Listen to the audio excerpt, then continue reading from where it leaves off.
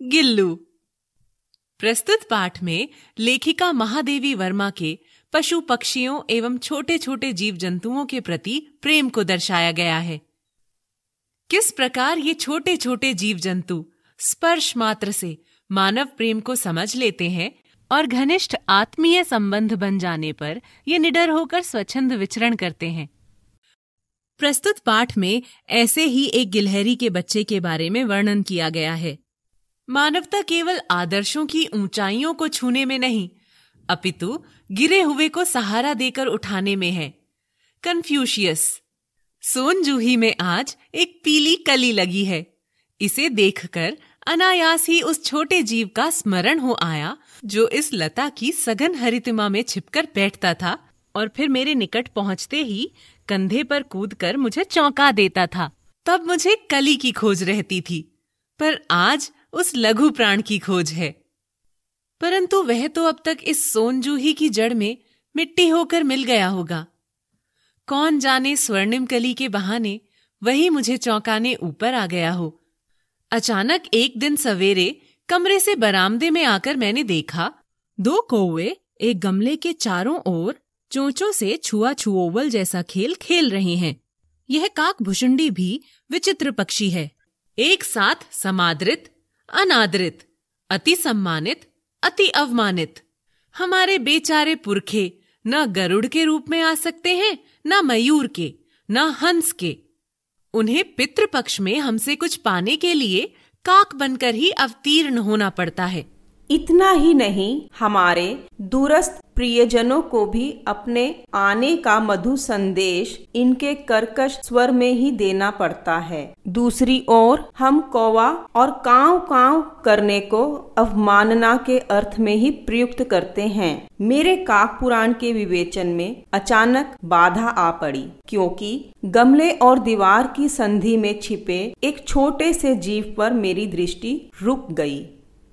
निकट जाकर देखा, गिलहरी का एक छोटा सा बच्चा है जो संभवतः घोंसले से गिर पड़ा है और अब कौवे जिसमें सुलभ आहार खोज रहे हैं। काकद्वय की चोंचों के 2 घाव उस लघु प्राण के लिए बहुत थे, अतः वह निश्चेष्ट सा गमले से चिपका पड़ा था। सबने कहा कौवे की चोंच का घाव लगने के बाद यह बच नहीं सकता, अतः इसे ऐसे ही रहने दिया जाए। परंतु मन नहीं माना। उसे हौले से उठाकर कमरे में लाई, फिर रुई से रक्त पोंछकर घावों पर पेंसिलिन का मरहम लगाया। रुई की पतली बत्ती दूध से भिगोकर जैसे तैसे उसके नन्हे से मुंह में लगाई, पर मुंह खुल न सका और दूध की बूंदें दोनों ओर ढुलक गईं। कई घंटे के उपचार के उपरांत उसके मुंह में एक बूंद पानी टपकाया जा सका। तीसरे दिन वह इतना अच्छा और आश्वस्त हो गया कि मेरी उंगली अपने दोनों नन्हे पंजों से पकड़कर नीले कांच के मोतियों जैसी आंखों से इधर उधर देखने लगा। 3-4 मास में उसके स्निग्ध रोएं, झब्बेदार पूंछ और चंचल चमकीली आंखें सबको विस्मित करने लगीं। हमने उसकी जातिवाचक संज्ञा को व्यक्तिवाचक का रूप दे दिया और इस प्रकार हम उसे गिल्लू कहकर बुलाने लगे। मैंने फूल रखने की एक हल्की डलिया में रुई बिछाकर उसे तार से खिड़की पर लटका दिया। वही 2 वर्ष गिल्लू का घर रहा।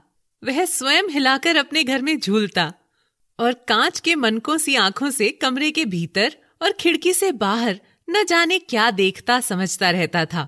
परंतु उसकी समझदारी और कार्यकलाप पर सबको आश्चर्य होता था।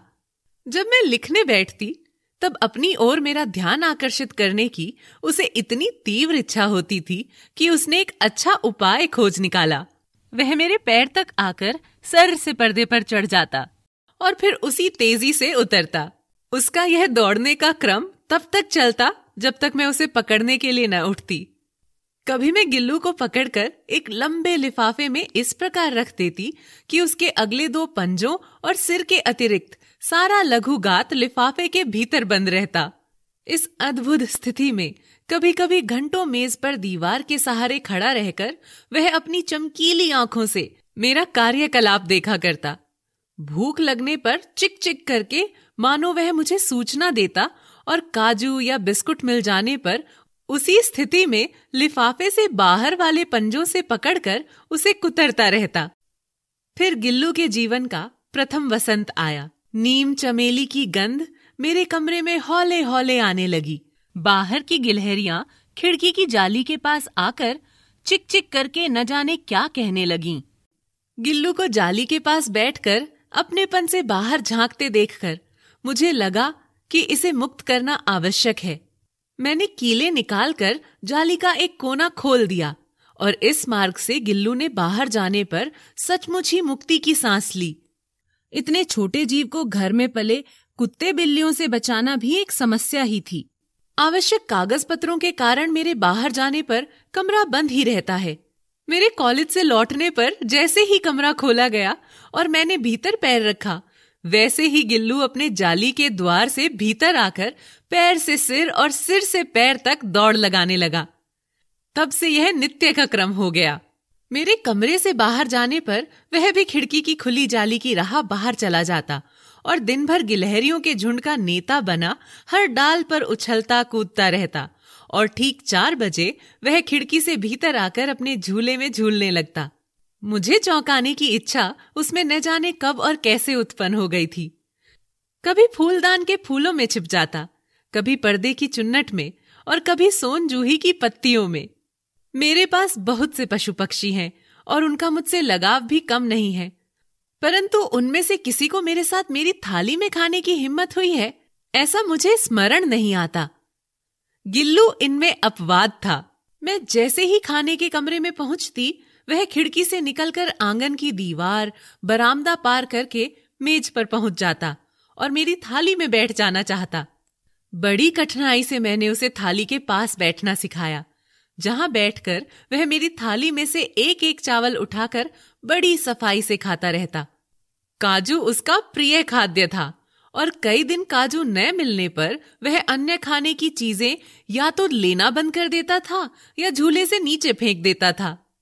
उसी बीच मुझे मोटर दुर्घटना से आहत होकर कुछ दिन अस्पताल में रहना पड़ा।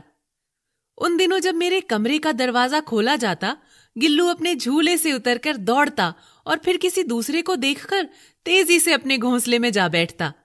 सब उसे काजू दे जाते, परंतु अस्पताल से लौटकर जब मैंने उसके झूले की सफाई की तो उसमें काजू भरे मिले, जिनसे ज्ञात होता था कि वह उन दिनों अपना प्रिय खाद्य कितना कम खाता रहा। मेरी अस्वस्थता में वह तकिए पर सिरहाने बैठकर अपने नन्हे नन्हे पंजों से मेरे सिर और बालों को इतने हौले हौले सहलाता रहता कि उसका हटना एक परिचारिका के हटने के समान लगता। गर्मियों में जब मैं दोपहर में काम करती रहती तो गिल्लू ने बाहर जाता न अपने झूले में बैठता। उसने मेरे निकट रहने के साथ गर्मी से बचने का सर्वथा नया उपाय खोज निकाला था। वह मेरे पास रखी सुराही पर लेट जाता और इस प्रकार समीप भी रहता और ठंडक में भी रहता। गिलहरियों के जीवन की अवधि 2 वर्ष से अधिक नहीं होती, अतः गिल्लू की जीवन यात्रा का अंत आ ही गया। दिन भर उसने कुछ न खाया न बाहर गया। रात में अंत की यातना में भी वह मेरी वही उंगली पकड़कर मेरे बिस्तर पर आया। ठंडे पंजों से मेरी वही उंगली पकड़कर हाथ से चिपक गया जिसे उसने अपने बचपन की मरणासन अवस्था में पकड़ा था।